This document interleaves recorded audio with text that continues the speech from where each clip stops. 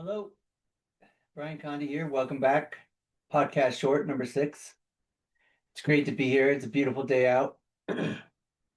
January 5th. So everyone's back in the office, supposedly. Unless you are still able to work remote, which is awesome if you are. Even hybrid's awesome. Return to office, it's okay. I don't mind it. And you probably don't mind it either. Being back interacting with people live over the water cooler, talking sports or whatever other things were going on. The holidays, they come and go. And before we know it, we're starting a new year. And in that new year, we're looking at goals. Everybody seems to be looking at goals. You know, it's funny that a lot of people wait until the beginning of the new year to set goals. When in reality, you can set goals whenever you want. You don't have to wait till the beginning of the new year. This morning, I went into the gym, and I've been going to the gym now almost every morning for a couple years, 2, 3 years, I think. And it was packed. Again, it's packed. Even I get there at 4:40 a.m. and it's packed. And my hope is that the people that are new faces there continue to show up every day. Chances are they'll get burned out and they won't, and then it'll be back to the same group that's there working out every morning at 4:30. What are your goals for 2026? What are you aiming for? When I last led a team of content developers, we established a theme for the year, which was reaching your summit. And what is your summit for this year? What are you striving for? And what is going to take place along the way? What are the goals that you have to accomplish in order to reach your summit? I want to tell a story. There was a time when I was training for a 200-mile relay. It was called the Wild West Relay, and it was Fort Collins to Steamboat. Now, prior to training for this Wild West Relay, I was just a casual jogger. Okay, I'd go casual jogging in the morning, or I'd go on the treadmill during lunch, whatever. It wasn't very competitive, just needed to get the exercise in. I was running one time at work in the gym on a treadmill when this individual came up to me. His name was Ken. And he says, "Hey, why don't you join our running group?" And I said, I can't join your running group. You're too fast for me. You guys are competitive." And he said, "Well, if you run with us for 3 weeks, every day for 3 weeks, I promise you, you will be able to keep up with us." And it was a 5-mile loop that they would run every day at lunch.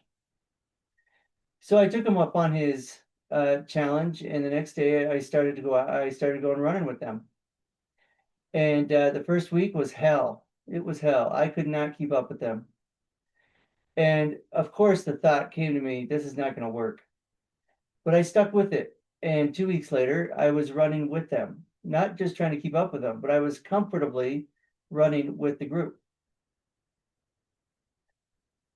Well, then Ken came up to me again and he said, "Hey, I want you to run in the morning with me, and we're going to run 10 miles in the mornings." And once again, I said, "Ken, I can't run 10 miles. Come on. I'm running 5 at lunch." He says, "If you run 10 miles every morning with me for 3 weeks, I promise you at the end of 3 weeks, you'll be able to run 10 miles comfortably." So it worked the first time. So I tried it again, and I would go running with him. And the first week was hell. But I kept at it and kept at it. And then after 3 weeks, I was able to run 10 miles each morning, no problem. So I got all excited, and I started looking for races because I thought I'm in pretty good shape and I want to run a race. So I found the Wild West Relay, a 200-mile relay. And I said to Ken, I said, "Why don't you captain a team of 11 of us and train us to get ready for this Wild West relay. Now, Ken has had years and years and years of experience running, and I don't even know how many marathons under his belt and other races, but very, very good coach to have. And so he took me up on it, and we put a team of 11 people together, and we started running and training.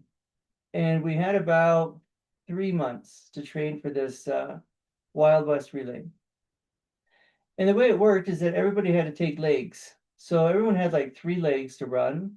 You'd run a leg, and then you'd hand off to the next runner, and they'd run a leg, and you'd do that, and you'd keep doing that until you'd run your 3 legs. And then by the time that had happened, you were at the 200, you're at the finish line, 200-mile mark.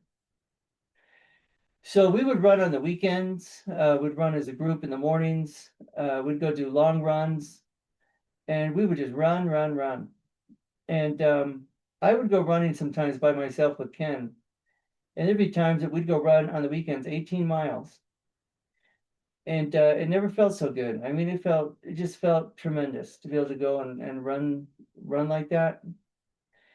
Well, to make a long story short, the months had passed, the training had passed, and we had gotten to the morning of the race. And a participant on the team called Ken and said, "I'm not running." She didn't have any reason. She didn't give any excuses. She just said, "I don't feel like running. I'm not running." So she left the team and never showed up to run. Well, after Ken had hung up from the phone call, he explained what happened. And other people on the team had said, "Well, give me her legs to run and I'll run her legs." And Ken said to everybody in the group, and I'll never forget this, he said, "No, Condi will run the extra legs. This is what he has been prepared for." Now, think about that. This is what he has been prepared for. Ken knew that I was ready to run the extra legs. Even one was back to back from my own leg that I had to run. So we finished the race, and it was a wonderful accomplishment, one of the best things I've ever done.